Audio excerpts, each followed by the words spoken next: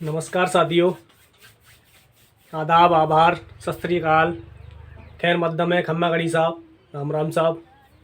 तो कैसे हो आप? सब ठीक होंगे। तो आज मैं लेके आया हूँ आपके लिए एक नया टॉपिक हमारी सिंधु सभ्यता में। तो सिंधु सभ्यता में मैंने पहले हड़प्पा और मोहनजोदड़ो दोनों ही सभ्यताओं को पढ़ा दिया था। तो देखते हैं कालीबंगा के बारे में। तो सबसे पहले देख लेते हैं हम किस नदी पर पनपी थी ये। तो कालीबंगा जो सभ्यता है राजस्थान के हनुमानगढ़ जिले में, राजस्थान का, जैसे इधर ये हमारा श्रीगंगानगर है, कौन सा है, श्रीगंगानगर जिला है, और इधर में ये हनुमानगढ़ जिला है, हनुमानगढ़। तो इस हनुमानगढ़ जिले में पड़ती है इस कालीबंगा सभ्यता। तो ये कौन सी नदी के किनारे थी? इधर से पंजाब से हमारे राजस्थान में प्रवेश करती है घग्गर नदी। तो इस घग्गर नदी के किनारे पर थी और ये पाकिस्तान की तरफ चली जाती है और इधर हिमालय की शिवालिक पहाड़ियों से निकल करके आती है ये घग्गर नदी। तो प्राचीन नाम इसका सरस्वती था, या इसको द्वसवती नदी के नाम से भी जाना जाता है। तो इस घग्गर नदी के किनारे पर पनपी थी कालीबंगा सभ्यता। क्या पनपी थी? कालीबंगा सभ्यता। और कालीबंगा का शाब्दिक अर्थ क्या होता है? कालीबंगा का शाब्दिक अर्थ होता है, काली का तो मतलब हो गया काली, काला रंग, और बंगा का अर्थ होता है चूड़ी। क्या होता है? चूड़ी। तो काली चूड़ियाँ होता है कालीबंगा का शाब्दिक अर्थ। लेकिन संस्कृत साहित्य में इसका एक अन्य नाम मिला हुआ है। तो उस संस्कृत साहित्य में क्या नाम मिला है? संस्कृत साहित्य में, संस्कृत साहित्य में इसका नाम मिला है बहु धान्य कटक। तो संस्कृत साहित्य में कौन सा शब्द मिला है? बहुधान्य कटक। तो इस नाम से जानी जाती है सभ्यता। लेकिन इसके बारे में हम देख लेते हैं कितनी पुरानी है, इसकी खोज किसने की या इसकी खुदाई किसने की। तो देखते हैं खोज किसने की थी। तो 1952 में अघोष में क्यों कह रहा हूँ, जैसे अघोष से कह देते हैं अमलानंद घोष, अमलानंद घोष। इन्होंने इसकी खोज की थी 1952 में। लेकिन खुदाई प्रारंभ कब हुई थी? खुदाई 1961 में प्रारंभ हुई थी। कब? ये तो थी खोज, ठीक है, खोज तो इन्होंने की थी अमलानंद घोष ने। लेकिन खुदाई की थी 1961 में प्रारंभ हुई थी इसकी। 1961 में प्रारंभ होकर के 1968-69 तक खुदाई हुई थी इसकी। तो किसने की थी? तो इसमें खुदाई करने वाले दो नेतृत्वकर्ता थे। इसमें बीबी लाल और बी के थापर। कौन थे? बीबी लाल और बी के थापर। बीबी लाल और दूसरे थे बी के थापर, बी के थापर। तो ये खुदाई करने वाले थे। और खोज किसने की थी? अमलानंद घोष ने खुदाई की थी। बीबी लाल और बी के थापर के निर्देशन में इसकी खुदाई हुई थी। और इसका शाब्दिक अर्थ मैंने आपके लिए बता दिया है।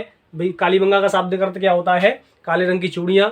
और इसका अन्य संस्कृत साहित्य में इसका अर्थ क्या मिला है? बहुधान्य कटक। तो इसके बारे में आगे देखते हैं। तो इसके जैसे आपकी इसको बता दूं मैं, ये दो हिस्सों में बटी हुई सभ्यता थी, प्राक हड़प्पा सभ्यता और हड़प्पा सभ्यता, हड़प्पा कालीन सभ्यता। तो ये सभ्यता थी दो हिस्सों में बटी हुई मानी गई है। प्राक हड़प्पा सभ्यता मानी गई है, तो प्राक हड़प्पा सभ्यता, और एक हड़प्पा कालीन सभ्यता। ये क्या है मैं तुम्हें बताता हूँ अभी क्या है ये हड़प्पा कालीन सभ्यता। तो दो हिस्सों में मानी गई है। ये क्या है? ये प्राक हड़प्पा और हड़प्पा कालीन। तो प्राक हड़प्पा का मतलब ये है कि हमने हड़प्पा सभ्यता से भी पहले विकसित हुई थी यहाँ पर कोई संस्कृति या कोई यहाँ पर सभ्यता पहले विकसित हुई थी। प्राक यानी हड़प्पा से भी पहले, हड़प्पा से भी पहले यहाँ पर कोई सभ्यता विकसित हुई थी यहाँ पर कालीबंगा क्षेत्र में या हनुमानगढ़ क्षेत्र में। तो यहाँ पहले कोई एक सभ्यता पनपी थी। लेकिन और एक सभ्यता ये नष्ट होने के बाद में दूसरे एक और सभ्यता पनपी। कब? ये दूसरी सभ्यता कब पनपी? इसको माना गया है, जैसे रेडियो कार्बन विधि के माध्यम से जांच करते हैं कि ये सभ्यता कितनी पुरानी हो सकती है, कि ये वस्तु कितनी पुरानी हो सकती है। तो बी के थापर जी के द्वारा, बी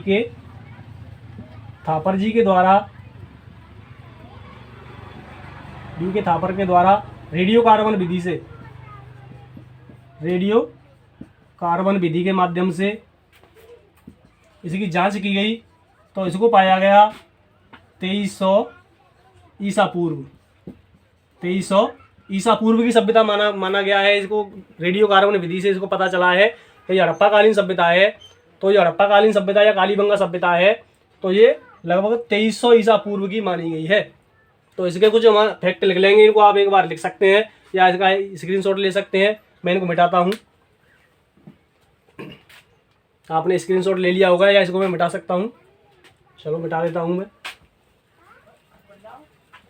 तो आप इनको साथ ही साथ लिखते जाया करो कॉपी वगैरह में, तो इसको एक बार या तो स्क्रीनशॉट लेके रख लिया करो जिससे पढ़ लेंगे बाद में, या इनको कॉपी में तुरंत लिख लिया करेंगे। तो इसके बारे में और कुछ आगे लिख लेते हैं। तो इसको जैसे हमने सभ्यता देखी थी पहले, हड़प्पा सभ्यता देखी थी, और हमने मोहनजोदड़ो सभ्यता की वीडियो बना रखी है, आप इसको देख सकते हैं प्ले लिस्ट में जा करके। तो जैसे माना गया है ये हमारी सभ्यता थी, मान लो ये सभ्यता है, ये कालीबंगा क्षेत्र है। तो कालीबंगा क्षेत्र में, कालीबंगा क्षेत्र दो हिस्सों में विभाजित हुआ करता था। ये पूर्वी इलाका, पूर्व, और ये पश्चिम। कौन सा? पश्चिम। तो पश्चिम इलाका कुछ ऊंचा हुआ करता था, ऊंचे टीले पर या ऊंचे स्थान पर बना हुआ होता था, और यहाँ पर कुछ पैसे वाले लोग या कुलीन वर्ग के लोग रहा करते थे। कौन? कुलीन वर्ग। और इधर जनसामान्य, जनसामान्य कौन? जैसे गरीब लोग या सामान्य वर्ग के लोग इधर पूर्वी साइड में रहा करते थे, और जो कुलीन वर्ग था तो वो पश्चिम साइड में रहा करता था, या मुख्य किला होता था ऊंचे स्थान पर या ऊंचे टीले पर बना होता था। तो उधर कौन रहते थे? कुलीन वर्ग या कुछ अधिक पैसे वाले। और जो पूर्वी साइड में निचले इलाके में, निचले हिस्से में कौन रहा करता था? जनसामान्य या गरीब लोग रहते थे। और यहाँ पर ज़्यादातर घर मकान कच्ची ईंटों के मिले, कच्ची ईंटों के, कच्ची ईंटों का प्रयोग हुआ है घरों में। इसी वजह से इस सभ्यता को दीनहीन बस्ती कहा गया है। क्या कहा गया है? दीनहीन बस्ती कहा गया है। और पंडित दशरथ शर्मा के द्वारा, पंडित दशरथ शर्मा के द्वारा इसको क्या कहा गया है? सिंधु सभ्यता की तीसरी राजधानी। सिंधु सभ्यता की तीसरी राजधानी किसके द्वारा कहा गया है? पंडित दशरथ शर्मा के द्वारा इसको कहा गया है सिंधु सभ्यता की तीसरी राजधानी।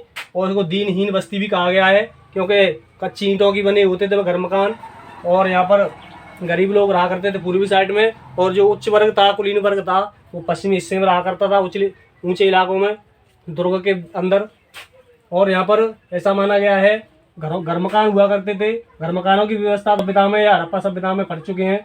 यहाँ की बनावट बहुत ही शानदार हुआ करती थी। घर मकान बिल्कुल चौकोर स्थिति पर हुआ करते थे, सड़कें बिल्कुल चौकोर समकोण पर काटा करती थी, और नालियाँ वगैरह घर में, कुंड वगैरह, हवन सामग्री अलग जो कुछ भी हुआ करती थी वो सब व्यवस्थित रूप से बनाते थे। तो यहाँ पर ऐसा बताया गया है कि समकोण पर काटने वाली चौड़ी चौड़ी सड़क हुआ करती थी, लगभग 7.2 मीटर चौड़ी, 7.2 मीटर चौड़ी सड़कें हुआ करती थी। और इनके जो घर मकान हुआ करते थे, घरों के जो दरवाजे होते थे गलियों में हुआ करते थे। घर के मकान किधर होते थे? गलियों में होते थे। जैसे मान लीजिए कि ये हमारा घर बना हुआ है, तो घर है, तो घर का जो दरवाजा होता था मुख्य सड़क की तरफ ना होकर के गलियों में हुआ करता था। किधर होता था? गलियों में। और यहाँ की एक खास विशेषता रही है।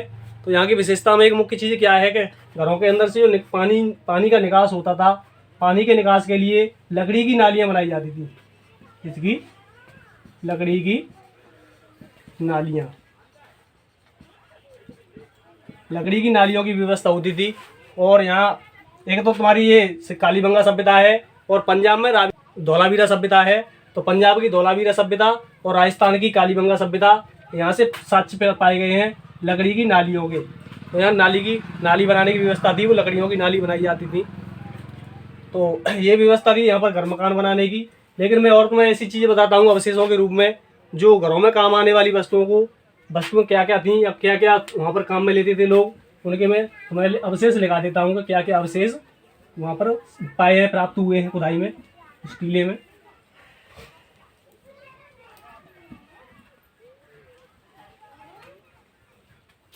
तो उस साक्ष्य लिख लेते हैं कि हमें साक्ष्य या सबूत क्या क्या पाए गए हैं उस खुदाई में, देख लेते हैं। जैसे त्रिभुजाकार पक्की मिट्टी से निर्मित केक, त्रिभुजाकार पक्की मिट्टी से निर्मित केक पक्की मिट्टी से निर्मित त्रिभुजाकार केक, घिया पत्थर और तांबे से बने हुए मनके, घिया पत्थर और तांबे से निर्मित मनके, मनके या मनिया बोल देते हैं इन्हें। शायद मेरी राइटिंग समझ में आ रही होगी, ऐसी लिख देता हूँ मैं टूटी फटी सी, कोई बात नहीं है, लिख लो, नहीं समझ में आया तो कमेंट करके बता देना, मैं राइटिंग सुधार लूँगा। और तुम्हारी पक्की मिट्टी के खिलौना भी मिले हैं, गाड़ी जैसे ही, गाड़ी के आकार के पक्की मिट्टी के खिलौने, पक्की मिट्टी के खिलौने जैसे कि गाड़ी, बच्चों के लिए खेलने के लिए गाड़ी बना रहे हैं मिट्टी वगैरह की, तो इस प्रकार से मिट्टी की कुछ हमारे लिए वहाँ गाड़ी वगैरह भी प्राप्त हुई है। शंख की चूड़ियाँ, शंख की चूड़ियाँ, जैसे राजस्थान में हाथी दांत की चूड़ियाँ प्रसिद्ध है नहीं, हाथी दांत में से चूड़ियाँ बनाई जाती हैं, ऐसे ही उसको शंख में से पहले क्या बनाई जाती थी, चूड़ियाँ बनाई जाती थी। और वहाँ पर पहिए प्राप्त हुए हैं, बैल की खंडित मूर्ति प्राप्त हुई है। पहिए से पता चलता है कि उस समय पर कुछ वाहन व्यवस्था भी हुआ करती होगी। और वहाँ पर जैसे पहिए और मिट्टी के क्या मिले, मिट्टी की खंडित मूर्तियाँ, मिट्टी की खंडित मूर्तियाँ यानी मिट्टी से बनी हुई टूटी फूटी मूर्तियाँ भी प्राप्त हुई हैं। तो ऐसी अनेक चीज़ और भी मिली हैं। हड्डियों से बनी सलाइयाँ, जैसे सलाई देखी होंगी आपने, कपड़े वगैरह बुनते हैं लोग, हड्डियों से बनी, हड्डी से बनी हुई सलाइयाँ। और तुम्हारे पत्थर के सिलवट्टे, जानते हैं पत्थर के सिलवट्टे क्या होते हैं? पत्थर के सिलवट्टे यानी जो तुम्हारे मसाला वगैरह पीसने के जो होते हैं ना, सिल और बट्टा, सिलवट्टे, पत्थर के सिलवट्टे। और तुम्हारे कड़े, जो हाथों में कड़े वगैरह पहनते हैं नहीं महिलाएं या पुरुष, वो कड़े। और तुम्हारे मिट्टी की बनी गेंद, कड़े, मिट्टी की गेंद, मिट्टी की गेंद जो जिनसे बच्चे खेलते होंगे या बड़े भी खेलते होंगे, तो गेंद का नमूना मिला है, वो भी इसकी मिट्टी की बनी हुई गेंद मिली है। और तांबे के पशु, तांबे की मूर्ति मिली है पशुओं की, तांबे से बनी पशु मूर्ति। तो इतने प्रकार की अनेक वस्तुएं मिली हैं। और तंदूर के भी साक्ष्य मिले हैं वहाँ पर, तंदूर की भी वहाँ पर कुछ क्या मिली है, भट्टी वगैरह मिली हैं, उपलब्ध हुई हैं। तो इस प्रकार से सामूहिक तंदूर के कुछ अवशेष मिले हैं। तो इसको मैं मिटा देता हूँ, इसको आप लिख सकते हैं, जो इनमें घरों में प्रयोग की जाने वाली वस्तुओं के अवशेष मैंने आपके लिए लिखाए हैं। तो आगे मैं तुम्हारे लिए कुछ चीज़ और लिखाता हूँ जो कालीबंगा से संबंधित हैं। आप इनका स्क्रीनशॉट ले सकते हैं, इनको लिख सकते हैं वीडियो रोक करके। तो मैं इनको उठा देता हूँ।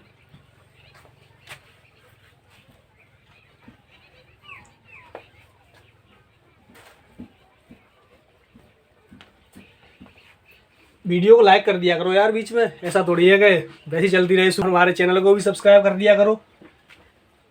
जैसा आपको अगर वीडियो अच्छी लगती है देखने में या नहीं लग रही है, जैसा अभी बताया करो कमेंट में, वीडियो में कुछ क्या बदलाव किया जाए। तो और कुछ देख लेते हैं। जैसे हमने देखा था सड़कें होती हैं, इसमें समकोण पर काटने वाली होती हैं। और घरों की जो निकास, पानी के निकास होते हैं, वो लकड़ी की बनी नालियों के द्वारा होते थे। और तुम्हारे घरों के जो निकास दरवाजे होते थे वो गलियों में हुआ करते थे, मुख्य सड़क में ना होकर के। और यहाँ पर आगे देख लेते हैं सांडों की, यहाँ पर क्या मिली है, जुड़वा पैरों वाली मृण मूर्तियाँ क्या मिली है, विशाल सांडों की जुड़वा पैरों की मूर्तियाँ, पैरों की मूर्तियाँ। तो ये क्या मिली है, विशाल सांडों की जुड़वा पैरों वाली मूर्तियाँ प्राप्त हुई हैं यहाँ से। और तुम्हारे ईंटों से आयताकार चबूतरे मिले हैं, उन चबूतरों में अग्नि वेदिकाएं मिली हैं 7। आयताकार चबूतरों में, चबूतरों पर 7 अग्नि वेदिकाएं,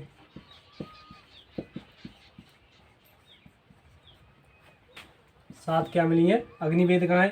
और इन अग्नि वेदिकाओं में हड्डियों के अवशेष मिले हैं, हड्डियाँ मिली हैं अनेक जानवरों की, पशुओं की। तो उन अग्नि वेदिकाओं से ऐसा साक्ष्य पता चलता है कि यहाँ पर पशु बलि भी दी जाती थी, पशुओं की बलि भी दी जाती होंगी। उन वेदिकाओं में हड्डियों के अवशेष मिले हैं। तो यहाँ पर लोग पशु भी पालते थे, जैसे भेड़ है, बकरी है, ऊँट है, बैल है, इस प्रकार से पशु भी पालते थे। और इनका सबसे मुख्य या सबसे प्राचीन पालतू पशु था वो कुत्ता था। तो कुत्ता को इन्होंने सबसे पहले पालतू बनाया था। तो इस प्रकार से इन्होंने यहाँ पर पशुओं को भी रखा जाता था। और यहाँ पर फसल भी की जाती थी, जैसे गेहूँ है, जौ है, इनके अवशेष पाए गए हैं। और तुम्हारे निरमा कपास के यहाँ पर अवशेष पाए गए हैं कि जहाँ ये खेती भी करते होंगे। और दोहरी फसल की जाती थी यहाँ पर, एक साल में 2 प्रकार की फसलें, दोहरी फसल के साक्ष्य प्राप्त हुए हैं। यानी यहाँ पर एक साल में 2 फसलें प्राप्त की जाती होंगी खेतों से।